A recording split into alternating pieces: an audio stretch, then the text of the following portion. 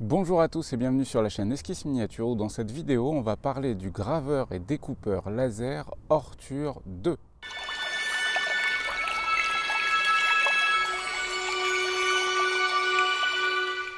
Alors le graveur et découpeur laser Ortur, c'est quoi? C'est ça. Donc c'est une machine à deux axes qui permet, et sur laquelle il y a un laser qui permet de graver en fait pas mal de types de matières différentes en laser tout simplement. Pour ça vous allez avoir besoin d'un ordinateur, c'est indispensable, auquel sera connecté en fait ce graveur laser, et ensuite vous allez pouvoir importer les images que vous voulez, les vectoriser, les transformer en images lisibles et transmissibles en G-code à votre appareil, et puis ensuite vous aurez juste à appuyer sur play et la gravure va se lancer.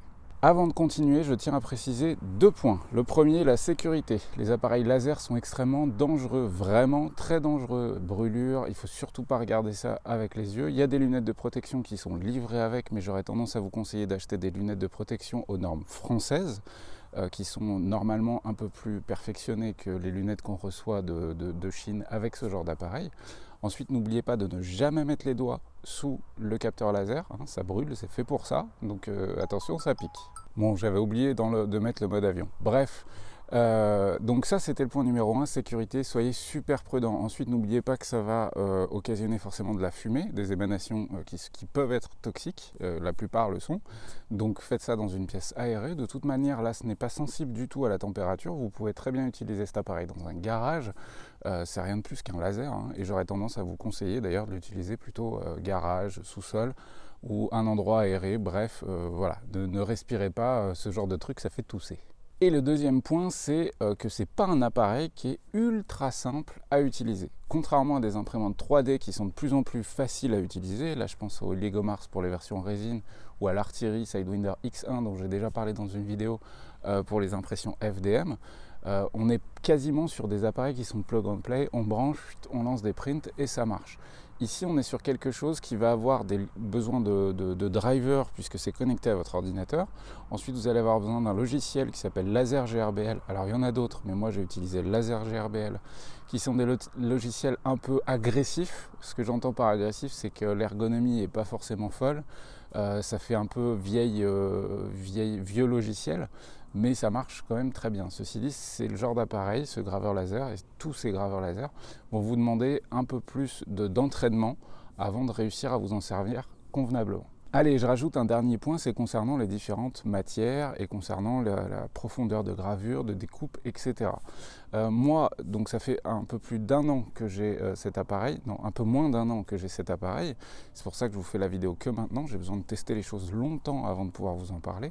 Là, avec le laser 7 watts qu'il y a, j'arrive à découper du MDF jusqu'à 3 mm en un seul passage. Carton plume, carte plastique, tout ça, il n'y a aucun problème tant que ça ne dépasse pas les... Alors le carton plume, je suis monté à 1 cm d'épaisseur en découpe et ça marche en un seul passage. Mais comme je vais vous le préciser plus loin, carton plume, prenez du noir, il est un peu plus cher, mais il est mat. En fait, le blanc brillant qu'il y a sur le carton plume blanc réfléchit un peu la lumière. Enfin, c'est galère à découper, ça ne fonctionne pas. S'il y a quelqu'un qui est balèze en optique, qui n'hésite pas à m'expliquer. Mais en gros, voilà, sur le blanc, ça fonctionne pas très bien. Il faut vraiment plein de passages et du coup, ça fait des découpes dégueulasses. Alors que sur le noir, un seul passage et c'est vraiment sur le carton plume noir, un seul passage et c'est nickel. Ensuite, n'oubliez pas qu'on peut utiliser plein d'autres trucs, hein, les coques de smartphone, tout en fait, les ceintures en cuir, on peut faire des super gravures sur le long. Moi, on l'a fait, avec ma chérie, on fait pas mal de GN, donc on l'a fait sur pas mal de couvertures de livres en cuir, donc des grosses têtes de nains, des runes dans tous les sens et tout. Tout ça, en fait, ça fait gagner énormément de temps. Ce ne sera pas aussi joli que du repoussage sur cuir fait par un artisan qui est spécialisé dans son domaine.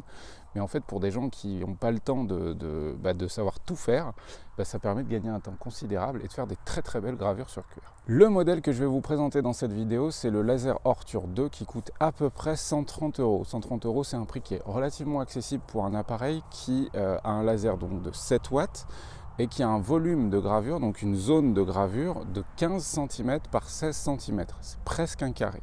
Donc 15 cm par 16 cm. Vous allez me dire, c'est pas très grand. Et je suis d'accord avec vous sur le fait que c'est pas très grand. Là, on va surtout s'en servir du coup pour faire des dessous de verre en bois, des cadres photo, de la petite gravure sur de la ceinture, tout ce genre de choses. Mais sachez qu'en rajoutant 70 euros, puisqu'il coûte 200 euros, il y a le Laser Ortur Master 2 qui lui a un volume de gravure de 43 cm par 40 cm. Donc là, on a vraiment un grand volume de gravure. Et alors là, on peut mettre du format A4, on peut mettre vraiment plein de choses. Et du coup, ce qui est cool, c'est que dans le cas de la découpe de MDF, en fait, on va commander des feuilles A3. Et ces feuilles A3, elles passent dessous et vous allez du coup pouvoir faire une grande découpe, donc des grands bâtiments, etc. C'est pareil pour le MDF en 3 mm. Donc j'aurais tendance à vous dire, ce modèle il est super, mais il a un volume relativement petit, donc 15 cm par 16 cm. Si vous avez le budget, montez à 200 euros pour choper le graveur laser Ortur Master 2. Voilà, j'ai fini les petits trucs du début. Maintenant, ce qu'on fait, c'est qu'on passe dans l'atelier. Vous allez voir qu'en fait, je vous montre étape par étape comment je procède pour faire une belle gravure. Donc en fait, c'est vraiment un enchaînement de tests, de vitesse de déplacement du chariot et d'intensité du laser. Nous voilà donc devant le laser Ortur. Donc avant de débuter cette petite vidéo review, on fait un point sur la machine. À monter, c'est vraiment pas compliqué. En fait, vous avez l'axe principal, les deux pieds à monter. Et ensuite, l'axe qui va permettre de faire bouger le chariot sur lequel il y a le laser. Ici, c'est la V2 de ce laser Ortur. Comme vous pouvez le voir, vous avez un port USB carré. Alors, je ne sais plus le nom ici, mais en gros, d'un côté, c'est carré. Le câble, il est là. D'un côté, c'est carré, c'est comme les câbles d'imprimante. Et de l'autre côté, on est en USB. Ensuite, ici, vous avez un bouton power, un bouton reset, l'alimentation ici qui est fournie également avec, et c'est à peu près tout. Comme vous pouvez le voir, il est poussiéreux. Pourquoi ? Parce qu'en fait, je m'en suis beaucoup servi.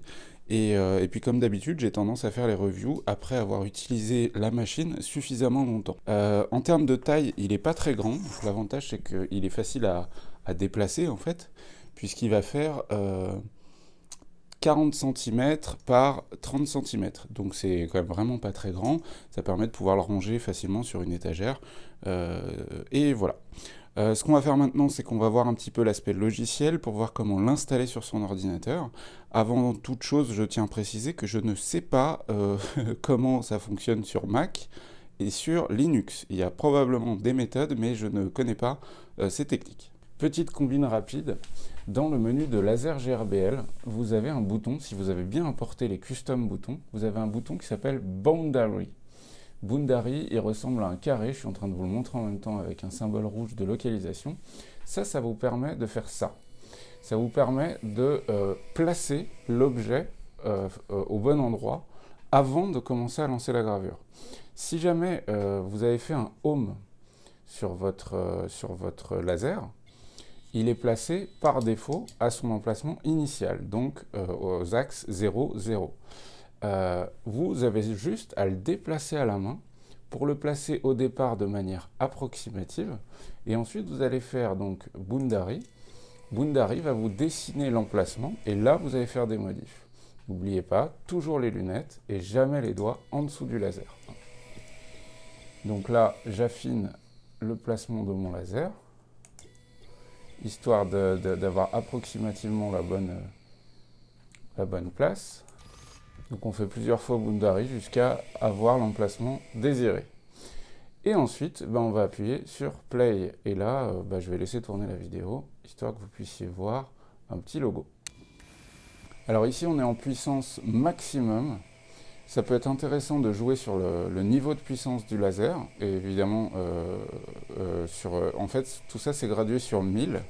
À 0, il est éteint, à 1000, il est au maximum. N'oubliez pas que au moment où vous allez graver, ça fait un peu de fumée, hein, c'est normal, donc soyez dans une pièce aérée.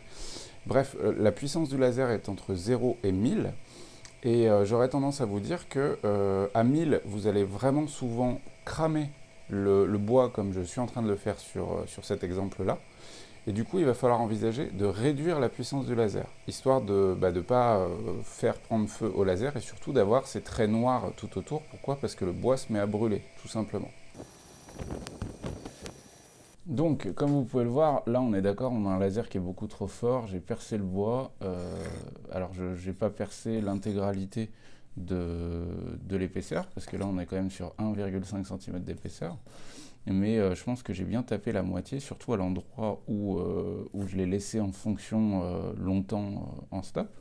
Donc ce qu'on va faire, c'est qu'on va diminuer la puissance. En fait, tout ça, c'est des espèces d'affinages que vous êtes obligé de réaliser en fonction de la matière que vous utilisez. Alors ici, par exemple, pour ce qui est de la puissance, j'ai vraiment le sentiment que je suis pas mal. En tout cas pour ce bois-là. Encore une fois, tout ça dépend énormément de la matière que vous allez graver. Ici, c'est un espèce de bois extrêmement léger, type pain, vraiment pas cher, vraiment cheap. C'est pour faire des dessous de tasses. Et j'ai pas envie de le cramer plus que ça. On voit que c'est encore un petit peu gris, mais on pourrait dire que c'est suffisant. Par contre, au niveau de la définition, on est d'accord, c'est dégueulasse. C'est dégueulasse pourquoi? Parce que pour le moment, j'ai indiqué 3000 lignes par millimètre. Ce qui est clairement pas suffisant pour avoir une définition correcte et une bonne qualité de gravure. Donc ce qu'on va faire, c'est qu'on va baisser, on va réimporter l'image. Donc hop, hop, il est là. On réimporte l'image. Et ici, en termes de qualité, il nous précise qu'on peut monter pour une super résolution jusqu'à grosso modo 5000, 10 000, 20 000, etc. Donc moi je vais monter à 10 000 lignes par millimètre, on va appliquer, ce qui va augmenter la résolution globale de l'image. Tracer ligne par ligne, on va rester comme ça, on pourrait faire point par point, mais je trouve que le rendu n'est pas aussi cool. Donc on va rester en ligne. On est bien à 10 000, en horizontal, on peut changer, un vertical, diagonal, etc. On peut avoir un aperçu des lignes. Ensuite, on va cliquer sur suivant. Ici, en termes de puissance, je pense que je peux remonter à 1000. On va le mettre à 900. Et pour l'engraving speed, donc on est à 1500. Pour information, ici, globalement, vous avez tout ce qui est lié au modèle de votre graveur laser, le pouvoir, la puissance du laser. Ici, donc, S-Max, c'est la puissance maximum, et ici, c'est la puissance minimum. Il est possible, si vous voulez que votre blanc ne soit pas blanc, mais gris, de mettre 10 ou 20 ou 50 ou 100 dans le minimum, ce qui fait que votre laser sera tout le temps allumé. Et l'engraving speed, en fait, c'est ce réglage-là qui est le plus délicat, qui permet de vraiment augmenter la vitesse de déplacement du laser pour qu'il brûle moins le bois. Mais le problème, c'est que plus on va augmenter la rapidité du laser, moins la précision sera bonne. Pourquoi? Parce que ça crée des à-coups sur l'axe, etc. Donc je vais rester à 1500, je vais faire créer. J'ai mon image qui vient d'apparaître, qui est beaucoup plus lisible déjà. Ensuite, on va faire, comme je vous l'ai montré juste avant, un boundary, juste là, histoire d'avoir l'emplacement de gravure. Ici, c'est un objet test, hein. Je m'en fous de le foirer. Je ferai l'autre côté proprement. Voilà. Donc on va déjà lancer le test juste en cliquant sur Play pour voir au niveau de la gravure. On met les lunettes et on appuie sur Play.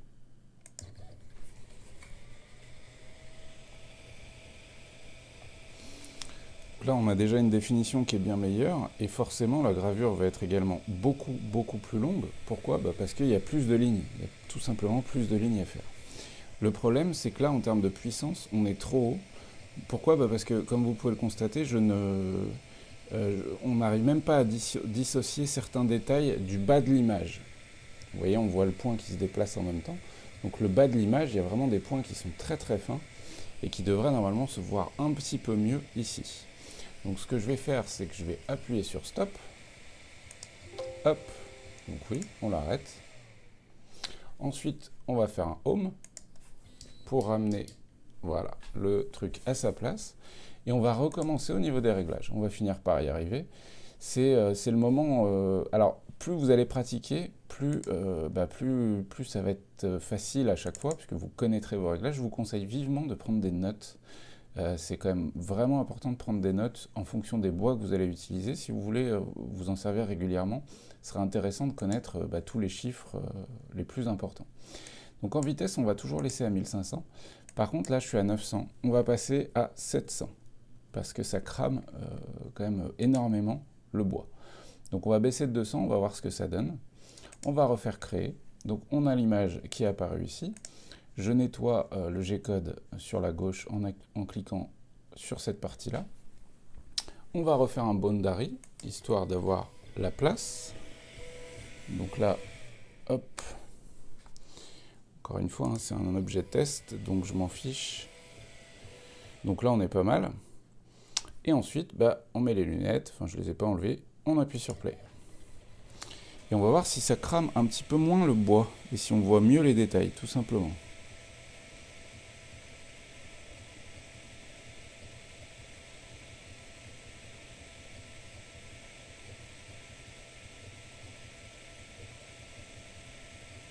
Alors les détails sont un petit peu plus visibles que sur le premier, mais selon moi c'est encore un peu trop cramé. Donc on va baisser la puissance encore, on va la baisser à 500. Donc encore une fois, j'arrête le print, oui. On va réimporter l'image.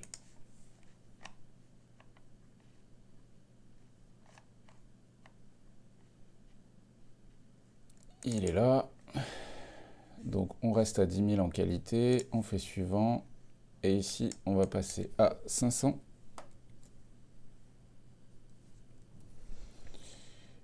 On appuie sur créer, on a l'image qui est là, on refait un petit boundary histoire de voir si c'est à peu près bon pour l'emplacement. On va le déplacer, hop, comme ça. Voilà, histoire qu'il n'était pas au même endroit et que je puisse comparer. Et puis on appuie sur play.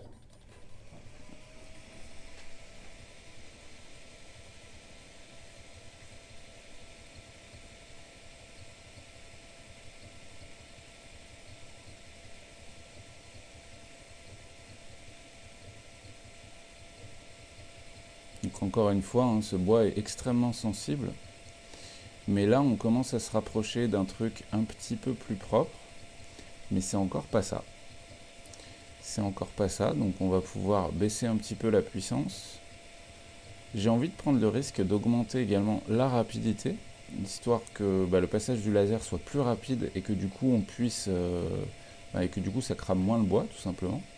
Parce que là, en termes de définition, c'est de mieux en mieux, mais c'est encore pas ça. Donc hop, on fait un stop, on va y arriver.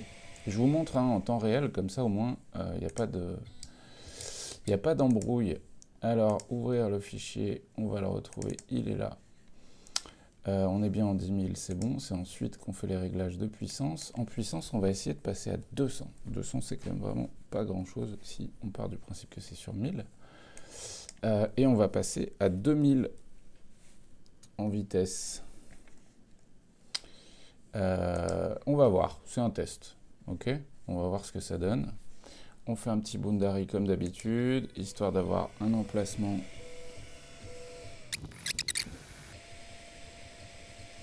Ça m'a l'air pas mal. Ce qu'il ne faut pas oublier, en fait, qu'au moment où ça grave, dans votre matière, le gris est très très clair. Enfin, c'est pas noir immédiatement. Il ne faut pas oublier que le bois finit en fait de cramer après le passage du laser et que du coup il noircit un petit peu plus quelques secondes après avoir été gravé. Par contre là je suis trop clair. Voilà, je suis un peu chiant. Là je suis trop clair, ça me va pas. Donc on va remonter un petit peu la puissance, on va la passer à 300. Donc on fait un stop, comme d'hab. Hop. On redécale ça par là histoire de repartir au bon endroit. Et on recommence, on va y arriver. De toute façon, à chaque fois j'ai réussi, il faut juste prendre son temps et faire des tests, tout simplement. Donc là, suivant, et là on est en 2000, et du coup on va passer à 300. On va cliquer sur créer, et on nettoie le G-code, on appuie sur gravure, et là ça a l'air d'aller plutôt cool. Donc là ce que je vais faire, c'est que je vais laisser le print avancer un petit peu, histoire de voir si ça me convient. Mais dans l'ensemble, c'est beaucoup mieux.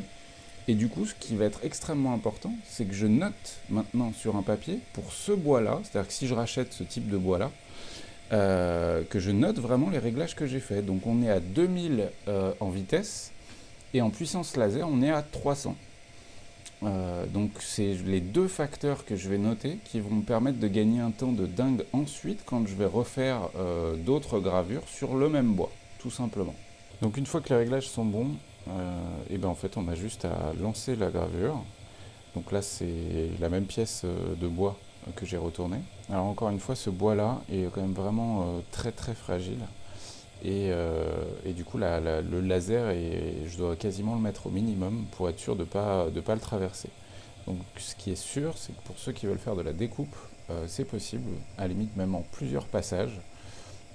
Je pense sans aucun problème qu'on peut découper du MDF 5 mm en plusieurs passages. Le 3 mm c'est sûr et certain, et le 1 mm on n'en parle même pas. Il y a un autre truc que j'ai fait en test concernant des matières à découper, c'est le carton plume. Le carton plume, ça peut être cool à découper pour faire des ruines, etc. Et par contre, je me suis rendu compte qu'avec le blanc, ça marchait beaucoup moins bien qu'avec le carton plume noir. Probablement parce que le blanc réfléchit la lumière, surtout qu'il n'est pas mat, il est légèrement brillant. Et du coup, ça découpe très mal la première partie du carton plume. Donc si vous utilisez du carton plume pour la découpe laser, j'aurais tendance à vous conseiller d'utiliser du carton plume noir.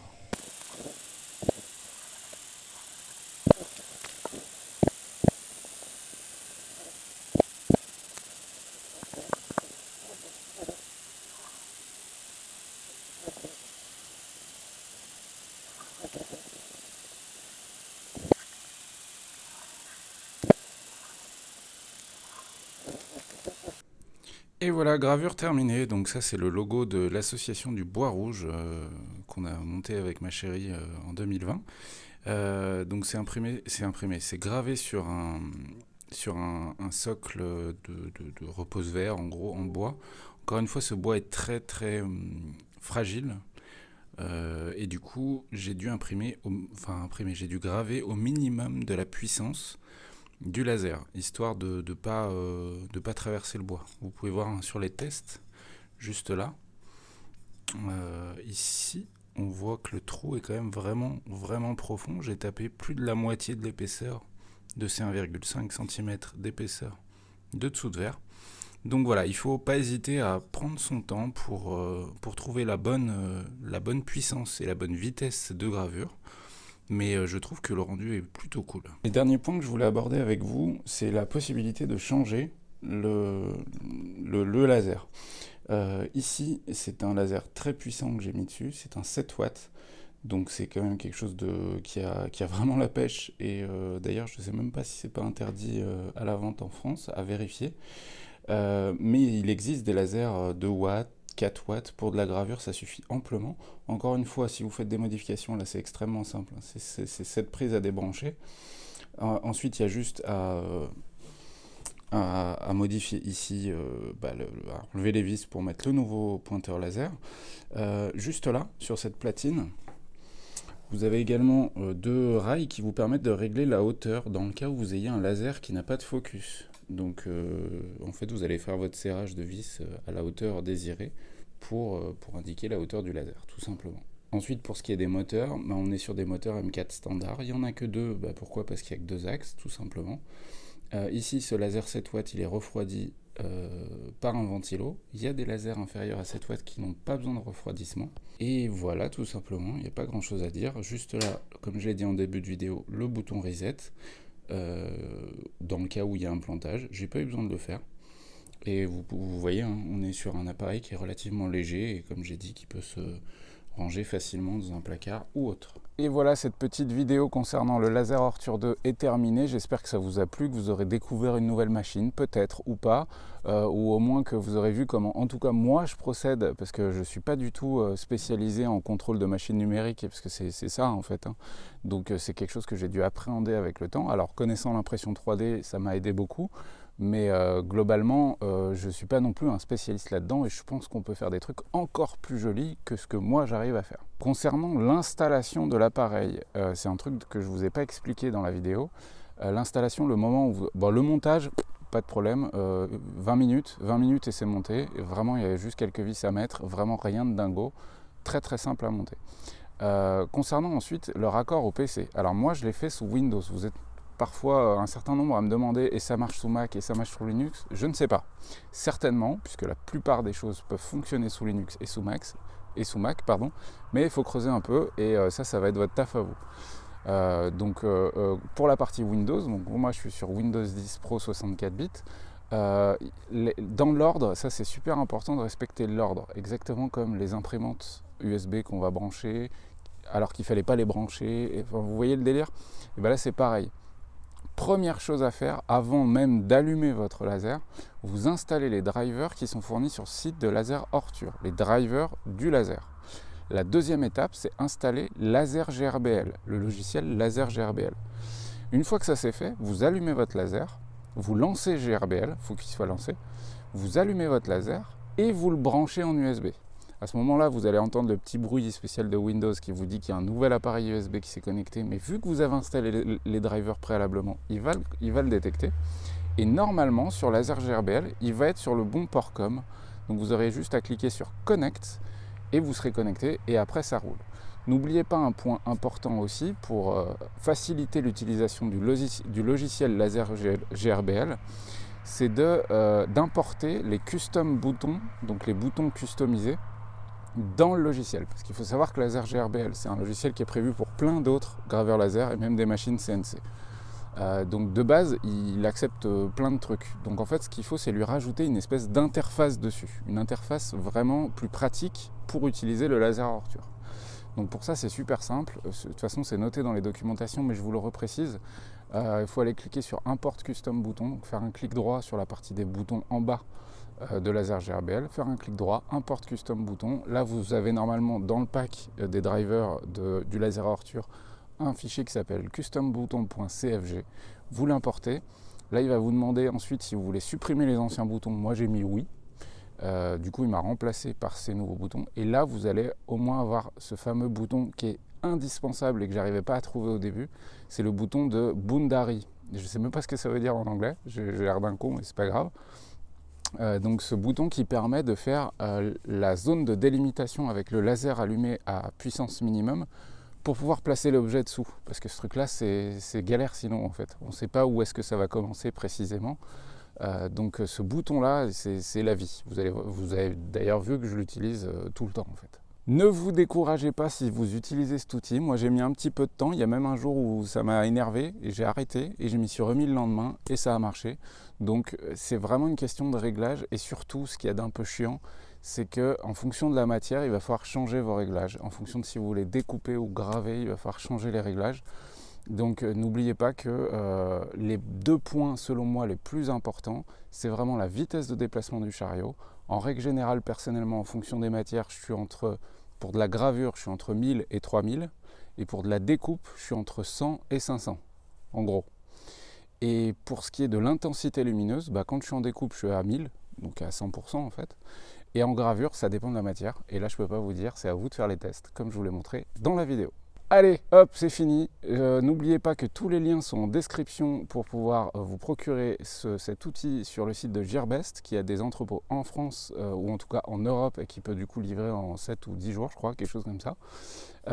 Et puis moi, je vous souhaite bonne peinture, bon jeu, bonne découpe laser, bonne impression 3D, et puis on se retrouve très vite pour des nouvelles vidéos. Ciao, ciao!